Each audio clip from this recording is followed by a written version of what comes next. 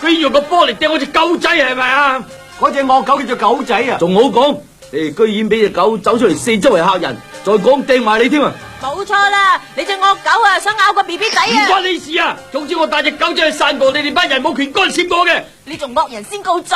等陣先，好，細路，你識唔識得玩閃避球啊？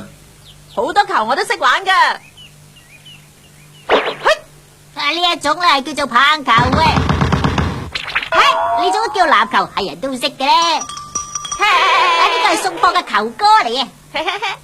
但係你就唔識得玩閃避球係咪？好啦，大家褪後，呢班流民就等我同個細路對付佢。隊長有冇搞錯啊？我叫你哋褪後啊！啊，你咁大膽係咪啊？隊長啊，我驚唔掂啊，因為我唔識玩嗰啲咩閃避球噶。你唔使擔心嘅，我話你掂，你一定掂嘅。喂，你哋聽唔聽到啊？佢哋玩嗰啲咩閃避球啊？我都未聽過啲咁嘅嘢嘅，可能係啲細路仔玩嘅遊戲。唔好亂講啊！呢啲並唔係細路仔遊戲。你話咩話？我而家話俾你聽，閃避球亦即係兜球，係球類中最需要鬥智、鬥技術同埋鬥力。我而家示範俾你睇，留心睇實我。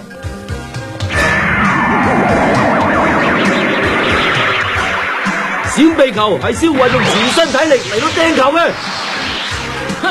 呢個細路啊，大力極都有限啊！哇！鬥球勁力一流。呢種係閃避球，亦即係叫做兜球。喂，你冇事啊嘛吓？好似冇晒知覺咁啊！哦，閃避球咧就係用個球嚟掟對方，而對方就要避開。好啦，細路，而家輪到你掟。我掟噶啦，但係我想問下，係咪要出盡力咁掟個波先得啊？冇錯啦，你掟右邊啦。好啦，右邊即係邊邊啊？最大嚿嗰個就即係右手邊對住嗰個啊！我知啦，總之最大嚿嗰個啦，我掟啊！細路仔邊有力噶？你冇理由掟到我噶！